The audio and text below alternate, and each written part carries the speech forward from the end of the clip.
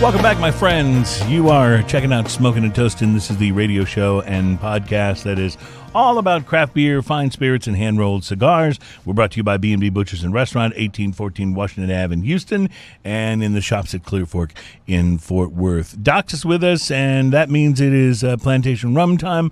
We are going to celebrate Rum Month. We're kicking off Rum Month, basically, with Dox, but we will do a little cognac first, and then even before we do that, I think it's Bell's best brown ale time, Ian. So if you could, that was nicely done. Cheers. You're really good at opening cans. I've noticed that. I practice a lot. Yeah. I mean, if you don't practice, you don't get good at it. Right, and you can even kind of lose your touch if you're not careful. Well, opening cans is it seems like such an easy thing, but there's a subtle art to it. Yes, and I see it's an art that you've mastered, and I'm giving you. I try to. I'm giving you the things. appropriate props for that. So now you mentioned you've had this. I don't know how long this has been out because I'm not as familiar, I think, with Bell's as you are, but I'm going to assume this has been out there for a little while. Is it part of their core line? And I assume it's a seasonal. I don't right? know if it's their core line, but I see it from time to time, and I always enjoy it. Can you pass that off to Sure Adam? can. Yep. And certainly it's a seasonal because it even says, I think, on the can. Yeah, it says. Let's see here. It says. A smooth, toasty brown ale brewed with American hops, best enjoyed with the changing of the seasons. It's got a very fall-looking scene on there with a beautiful owl. Mm-hmm. And I will say there's not a lot on the nose here. Either that or I'm getting your allergy stuff coming on. Just a little bit of a faint maltiness, maybe, but it's not a strong. Yeah, it's not nose. real prominent on the nose. I agree with that. I always feel stupid when talking about beer because I know nothing about it. But I got a little IPA-ish off the nose, just a little touch. Just a little touch, okay. Yeah, it has a hoppy snap to it. It's a brown ale with a little more hop snap than you would normally. I was have. going to say, if you compare this to like a Newcastle, for example, kind of everybody's tried that brown ale. Right. This definitely is hoppier than a Newcastle, which leans more almost towards the sweeter kind of side. That side. And that's a good brown ale too. I like this. Now, again, I'm a hops guy, so this kind of appeals to my palate very well. But it's got the sort of maltiness and the toastiness that you want in a brown with just that little kick of hops, which is nice. Well, and the nice thing about the toasty on here, it's not just a bready toasty. It's almost like a slightly burnt toast. You know how? Yes. You know how toast gets just that little tiny bit of blackness on there? It's just right. Yeah, this has When a it's little perfect, bit of that. you mean?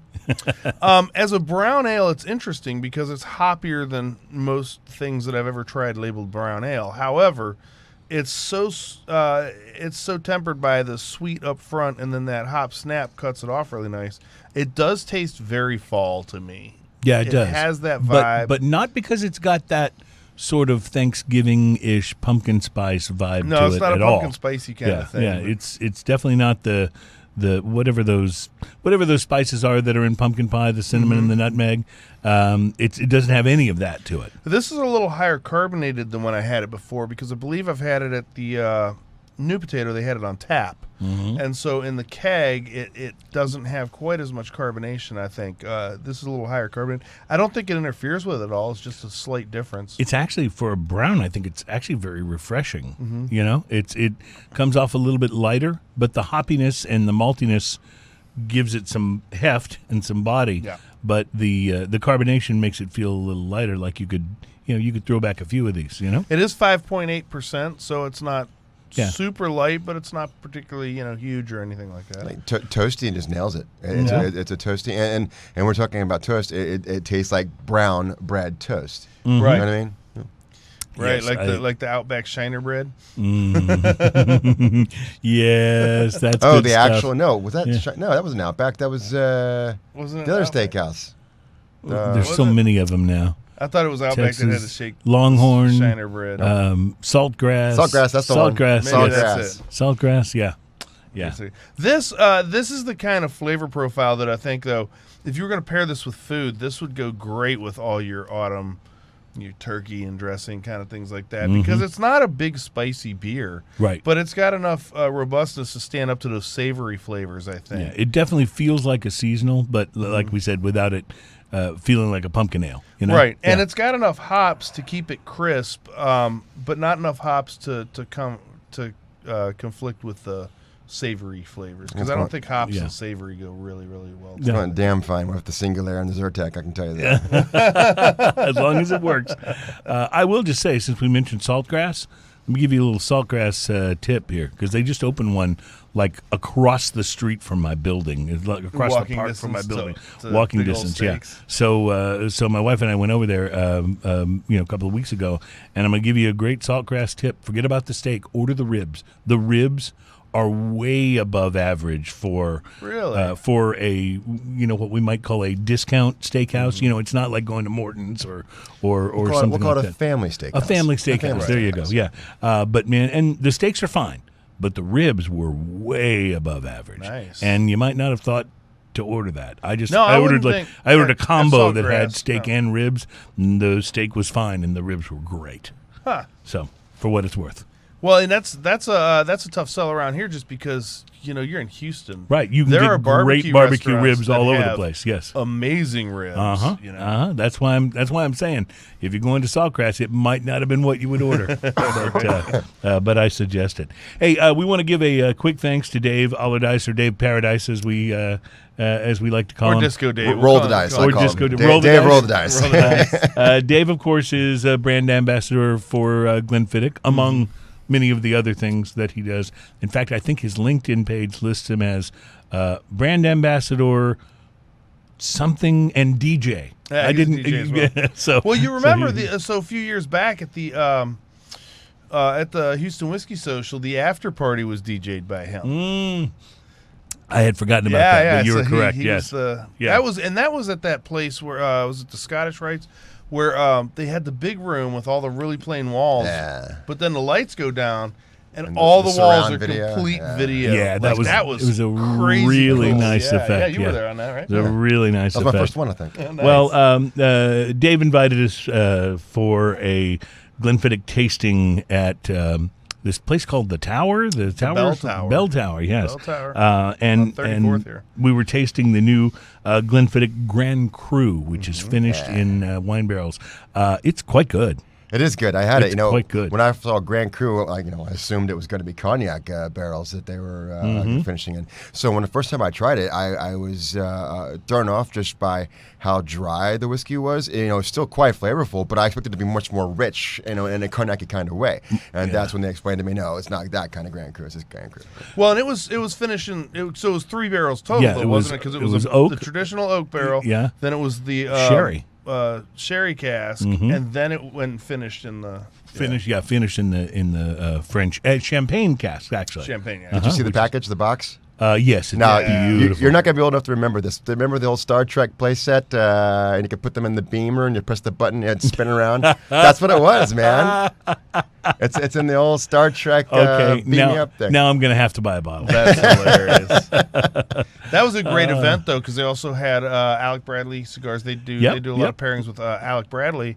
And so they had Miss Brianna from Alec Bradley out there. And so we enjoyed cigars. Yes, we did. And they had the old fashioned, the 14-year old fashioned. So made with the Glenfiddich 14, which is obviously. Great. That's a great old I love the 14, the bourbon barrel, the blue label one. That's one of my favorites. Yeah. They did a great job with that one. So good. Wonderful. So anyway, props to Dave, and thanks for the invite. We had a wonderful time, and it was a great event, and it just goes to show you what William Grant can throw a party. That's all I'm saying.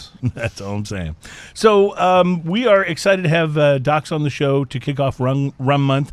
But as is usual with you, you are much more multifaceted than just rum. And being a part of Pierre Ferrand, I mean, this is a company that was built on cognac, right? Yeah, it was. Yeah, we are a cognac company at heart, and everything we do comes back to cognac, literally and figuratively.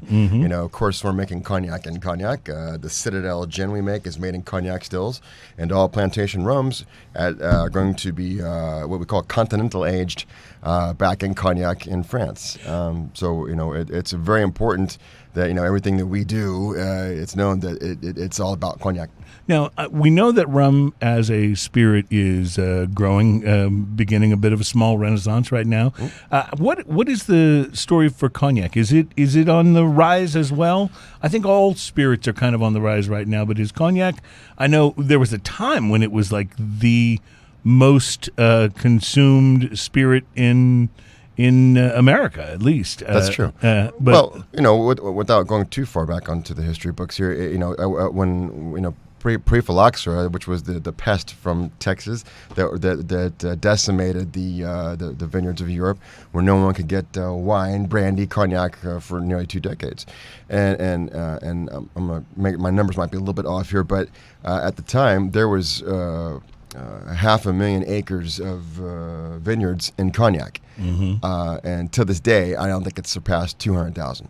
okay. So it's not that they haven't had time to grow the vines again. It's just the demand has not come back. Right. Well, it's certainly not on par with what it once was. But I'm just wondering, as we're seeing so much more interest in spirits in general now, if cognac is enjoying a bit of a lift from that as well. I will say this. I do think that cognac is experiencing a bit of a renaissance in the sense that new things are happening. We're not just us, but other companies and producers are challenging the traditions of cognac. I respect for the tradition, but not to be bound for them. And this is a good example of it right here. I was going to ask. Yeah, we've done our Renegade barrels. We had the first one, Renegade barrel number 1, was the Sauternes cask finish. We had the second one, which is still available. That's the chestnut cask finish. We can't even call it cognac. By law, cognac has to be aged in some sort of oak barrel, usually French oak, but it can be any kind of oak barrel. But we call it the eau de vie de vin. Yes. Water of life of wine made with Ferrand cognac. And this is one of our latest bottlings, and we call it the 10 Generations, and it is an homage to the 10 generations of Eli Ferrand that was making cognac for over 300 years. Prior to the current Pierre Ferrand label and the company of Maison Ferrand. When Alexander Gabriel teamed with the Ferrand family back in 1989 to create this new label, he teamed with them because, I'm stuck on the lip, here we go. He teamed with them because they were based in Grand Champagne, and he wanted to do the finest, and the finest region in cognac is Grand Champagne. So everything we do, as you know, is 100% Grand Champagne. This one is no exception, and it is going to be 80% of the cognac will be finished in the usual French casks from the Tronchet and Limousin oak forest, but 20% of the cognac will be fully aged in Sauternes cask. And what is Sauternes? Sauternes. It's I know there's probably a wine geek out there saying he's saying it wrong. It's Sauternes. It's a French dessert wine. Okay. Yeah. Okay. And so we're bottling this at 92 proof, so it has a little more extra mouthfeel than your typical cognac.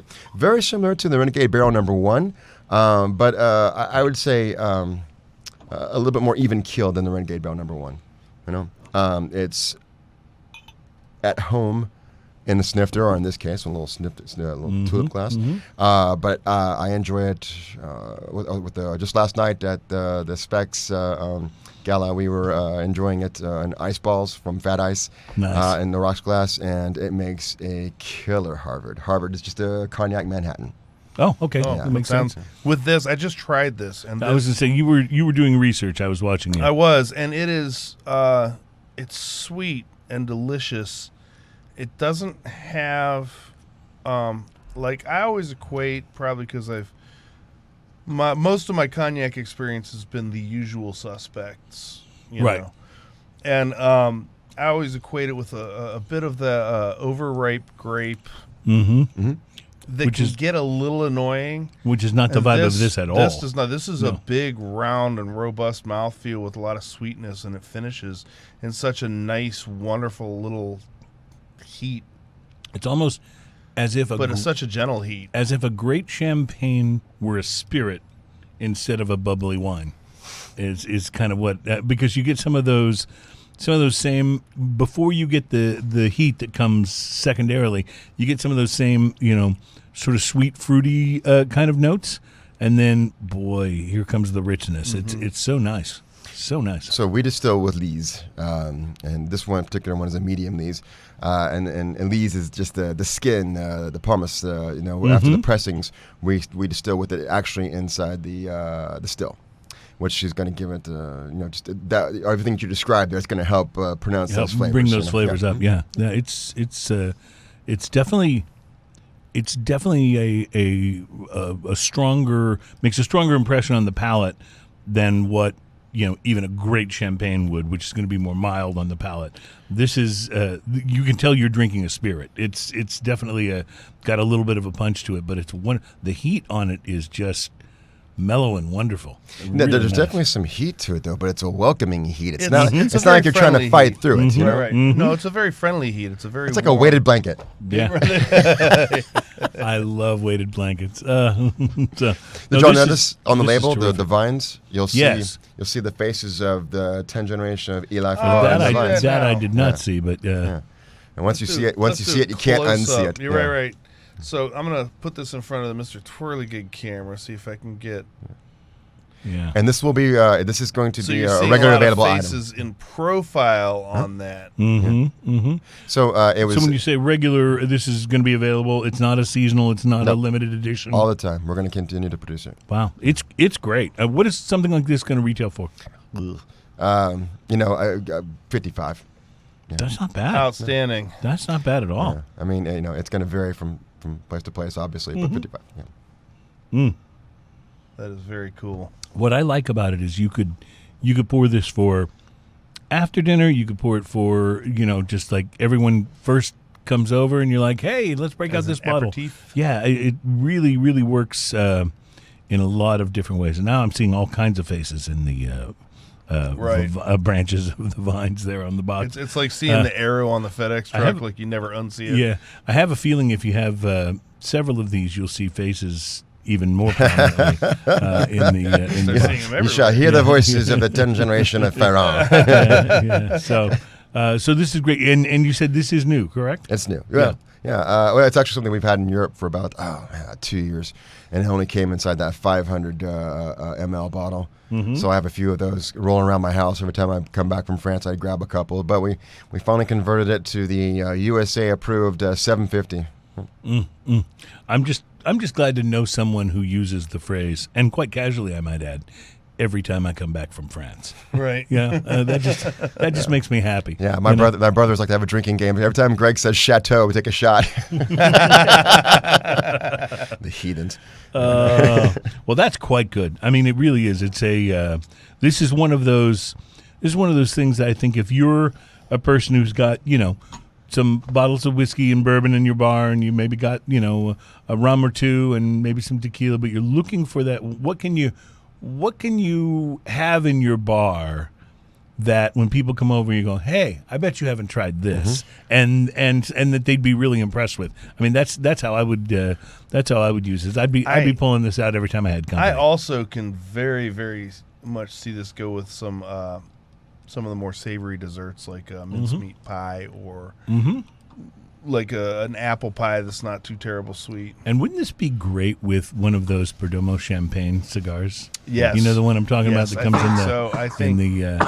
I think- it's a mild but wonderfully flavorful cigar, and this would just accompany it, I think, very, very well. Yeah, and Aladino makes that Connecticut too. That would probably fit that bill. Yes, I bet it would. I bet it would go Probably really, fit that really bill well really with that. nice too. Yeah, you did mention something that you would have inside your liquor cabinet that people haven't had before, and that's exactly what we strive to do. With every Ferrand cognac that we produce, we try to make sure that it's unique because cognac is it's a huge territory. There's many producers, and so you have to really think outside of the box to make sure you're not producing something that hasn't been done before. Well, like Ian was And saying, it's not just us. And I mean, Yeah. there's a lot of good cognac producers that are out there that are trying new things. Martell did their Blue Swift with the bourbon cast finish. It was a very nice product.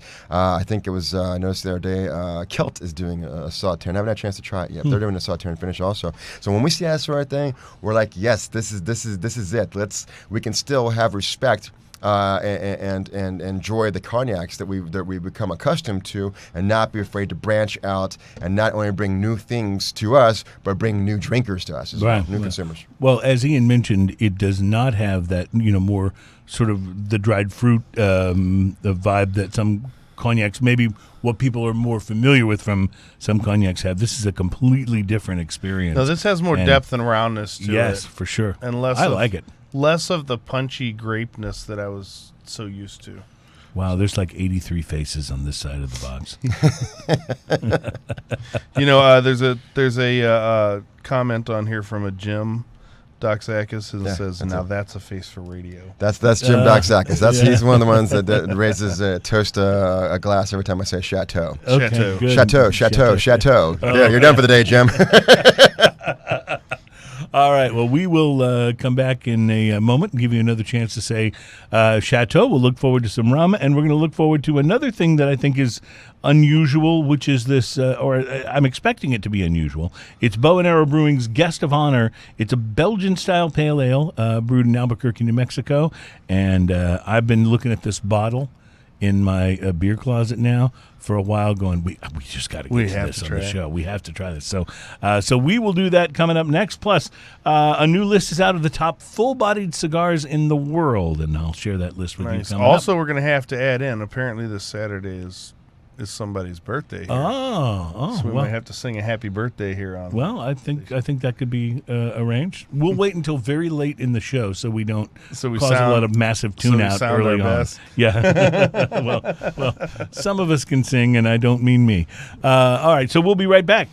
Top full-bodied cigars in the world and a little bit of the Belgian-style pale ale. Plus, it's rum month. Let's kick it off right. Coming up, Smokin' and Toastin'.